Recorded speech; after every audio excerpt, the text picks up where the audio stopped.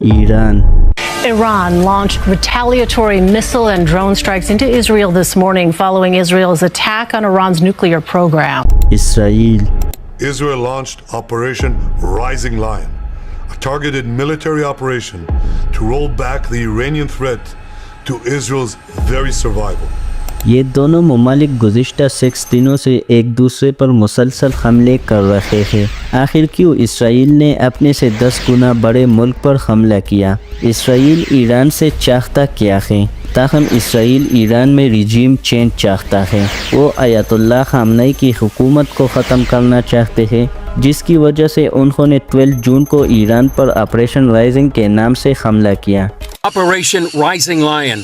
Israeli warplanes attacked strategic sites throughout Iran and in Tehran itself. جس کے بعد ایران کے سپریم لیڈر آیت اللہ خامنئی نے اسرائیلی حملے کو ظالم قرار دیا اور یہ زور دیا کہ ہم صہیونی رجیم کو ایک تلخ اور دردناک انجام دیں گے.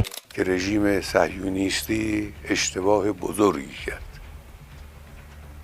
خطای بزرگی کرد.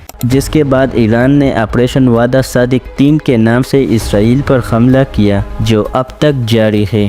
Iran has now responded to Israel's Operation Rising Lion with Operation True Promise 3 on Friday night as the tensions between the two countries escalated further. Al Jazeera کے ایک رپورٹ کے مطابق ایران میں اب تک 224 لوگ شہید اور 1481 لوگ زخمی ہو چکے ہیں، جس میں ایران کے ٹاپ آرمی اور سائنسدان بھی شامل ہیں. تو چلیے آج کی ویڈیو میں یہ جاننے کی کوشش کرتے ہیں کہ جب ایران اور امریکہ کے بیچ مذاکرات کا چٹا دور ہونے ہی والا تھا تو اسرائیل نے ایران پر حملہ کیوں کیا اور امریکہ کا اس میں کیا کردار تھا.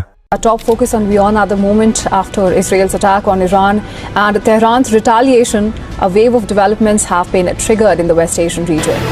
Israel attacked Iran's capital Tehran on Friday, reportedly targeting the country's nuclear program and killed at least 2 top military officers.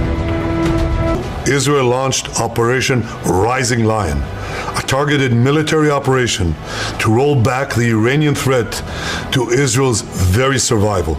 که رژیم صهیونیستی اشتباه بزرگی کرد، خطای بزرگی کرد.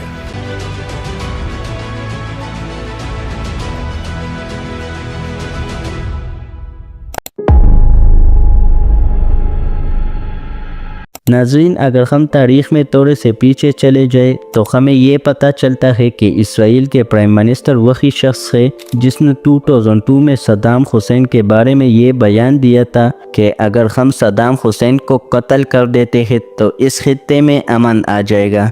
If you take out Saddam, I guarantee that it will have enormous positive reverberations on the region. پھر اس کے بعد Libya کے حوالے سے بھی یہی بیان دیا کہ اگر ہم معمر قذافی کو ختم کریں گے تو اس خطے میں امن آ جائے گا.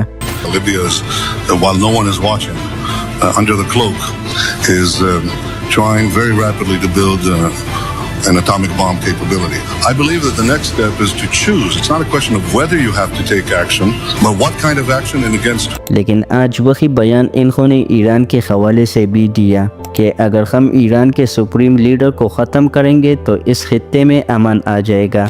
We're fighting against a regime that hates us both, that is trying to assassinate us both. تاہم انہوں نے یہ بھی بیان دیا کہ اگر تل ابیب پر حملہ ہو سکتا ہے تو امریکہ پر بھی ہو سکتا ہے.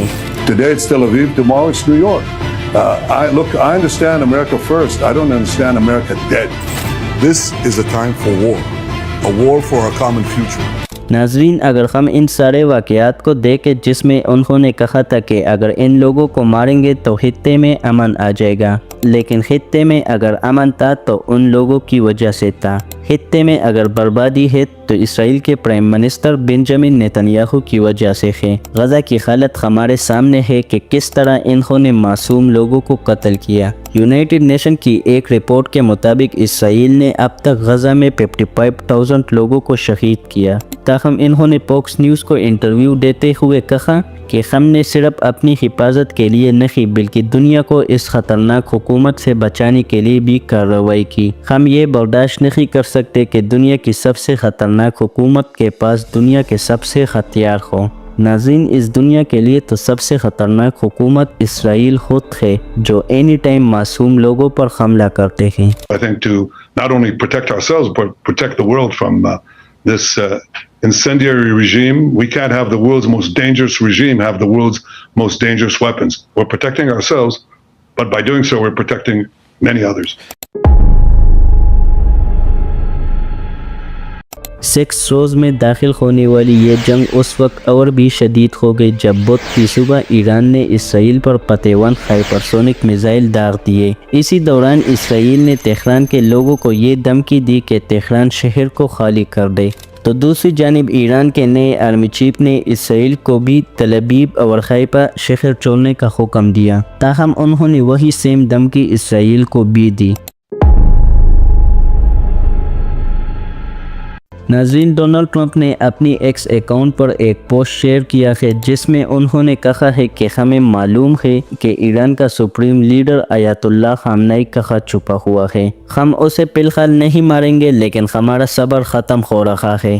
تاہم اس کے 3 منٹ کے بعد دوسرا پوسٹ شیئر کیا جس میں انہوں نے یہ لکھا تھا کہ انکنڈیشنل سرنڈر، تاہم انہوں نے ایران کو کھلی طور پر یہ دھمکی دی کہ ایران انکنڈیشنل طور پر سرنڈر ہو جائے۔ اب آپ لوگوں سے میرا سوال یہ ہے کہ کیا ایران اسرائیل اور امریکہ کے آگے جھک جائے گا یا نہیں؟ مجھے کمنٹ سیکشن میں ضرور بتا دیجئے۔ امید ہے کہ وائس آف جرنلزم کی یہ ویڈیو بھی آپ لوگ بھرپور لائک اور شیئر کریں گے۔ ملتے ہیں اگلی شاندار ویڈیو میں۔